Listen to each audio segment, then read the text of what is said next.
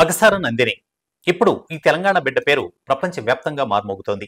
Asia athletics championship లో heptathlon స్వర్ణంతో ఆమె record నెలకొల్పింది. ఆమె ఈ స్థాయికి రావడం వెనుక కన్నీళ్ల పోరాటం ఉంది, కష్టాల ఆరాటం ఉంది.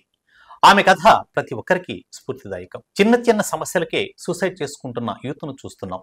కష్టం వస్తే చాలు తనువు చాలించే పిల్లలను చూస్తున్నాం. కానీ ఓవైపు కట్టిక పేదరికం ఉన్న, బయట నుంచి సూటిపోటి మాటలు వినిపిస్తున్న, పరుగునే నమ్ముకొని అథ్లెటిక్స్ నే శ్వాసగా భావించి సాగిన ఆ అమ్మాయి ఇప్పుడు ఛాంపియన్ గా నిలిచింది. ఆమెనే తెలంగాణ బిడ్డ అగసార నందిని.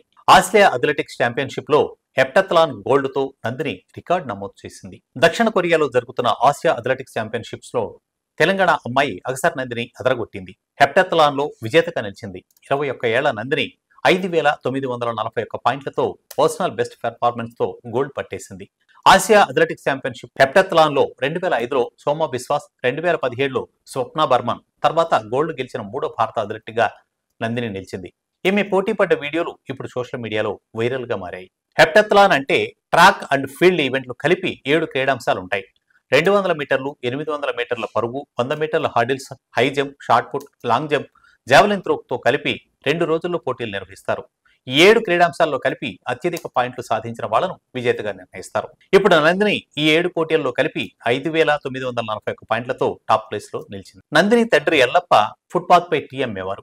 ఆమె తల్లి ఇళ్లలో పనిచేసేది. ఓవైపు కటిక పేదరికం. ఆ సమయంలోనే ఒక్క పూట భోజనం గురించి ఆలోచించడమే గగనం.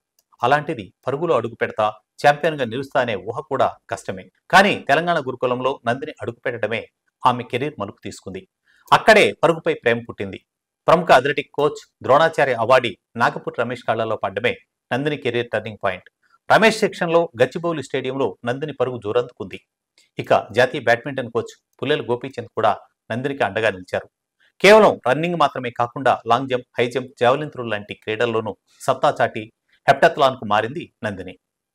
2023 ఆసియా క్రీడల హెప్టాథ్లాన్ లో అగసార నందిని కాంస్యం గెలిచింది. దాంతో ఆ పోటీల్లో 4వ స్థానం దక్కించుకున్న మరో భారత అథ్లెట్ స్వప్న బర్మన్ నందినిపై సంచలన ఆరోపణలు చేసింది. నందిని ట్రాన్స్జెండర్ అనే అర్థం వచ్చేలా కామెంట్లు చేసింది. ఇవి వైరల్ అయ్యాయి. చివరకు స్వప్న సారీ చెప్పింది. కానీ ఆ కామెంట్లు నందిని బాధించాయి.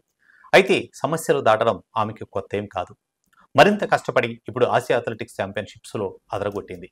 ఆసియా అథ్లెటిక్స్ ఛాంపియన్షిప్స్ లో గోల్డ్ సాధించిన అగసార నందినిపై ప్రశంసల వర్షం కురుస్తోంది. తెలంగాణ సీఎం రేవంత్ రెడ్డి కూడా నందినిని అభినందించారు.